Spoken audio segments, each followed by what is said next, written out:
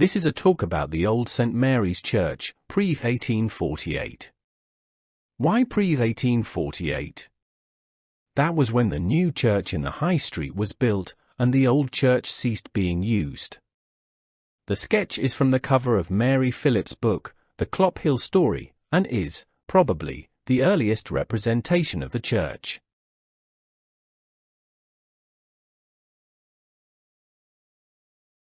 The church is built of local sandstone, ironstone, which is quarried in the Greensand Ridge area.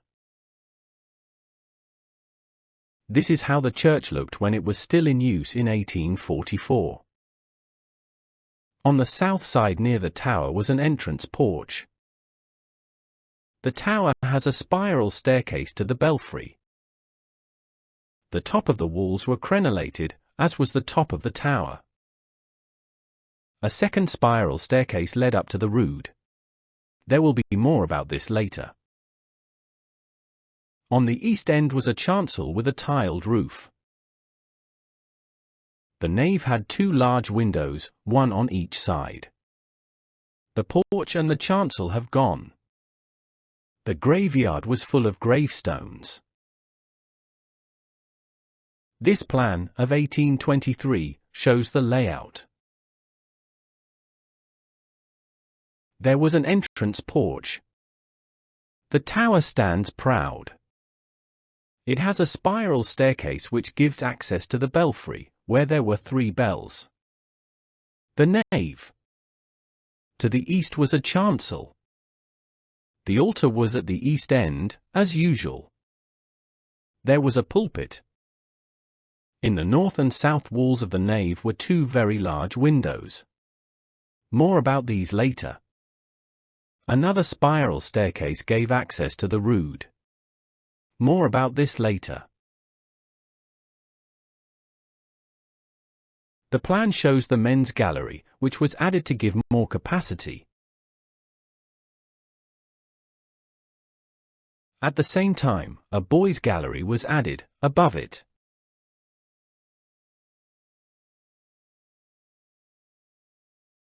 In the north and south walls of the nave were the 2 large windows, in the perpendicular Gothic style. There seem to be no surviving photos of the inside of the old church, before 1956. The sketch gives an impression of how the interior of the church may have looked in 1844, just before the old church was abandoned, and the new church built on the High Street. The walls were whitewashed. The beam is decorated with a pattern of vines. This has been moved to the new church. The nave is full of wooden pews with kneeling mats.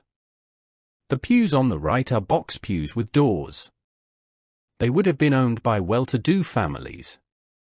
There are forward-facing pews in the chancel. These were probably added to increase the capacity in the church. There is a raised pulpit. Hanging on the walls are religious texts, probably the 10 Commandments, the Lord's Prayer or the Creed. Who is the woman?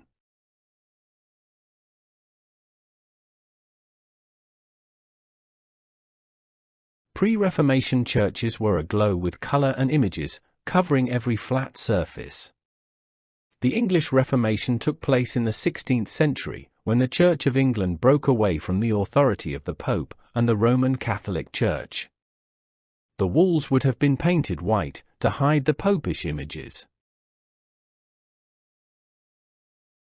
This image of a castle used to be on the wall near the south door. See the Bedfordshire Magazine, summer 1964. There were also consecration crosses incised and painted on the walls. There would have been 12 of them. They symbolized the support given by the apostles to the church. They would have been anointed with blessed water during the consecration of the building. 3 can be seen on the north wall.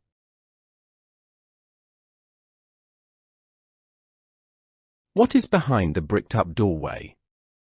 A spiral staircase in the southeast corner of the nave gave access to the rood beam, or even a rood loft. The rood beam spanned the chancel arch and supported the great rood. The great rood was a carved and painted crucifix, erected on a pedestal on the rood beam, and flanked by the figures of the Blessed Virgin Mary and St. John the Evangelist. There may have been a rood screen, which separated the chancel from the nave. The great roods were taken down and dismantled, by order of the Privy Council, in 1548, as part of the Reformation.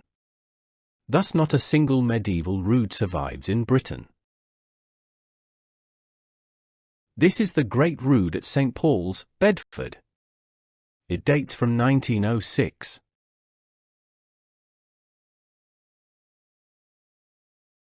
The original Church of St. Mary the Virgin stands high on the Greensand Ridge looking south over Clophill.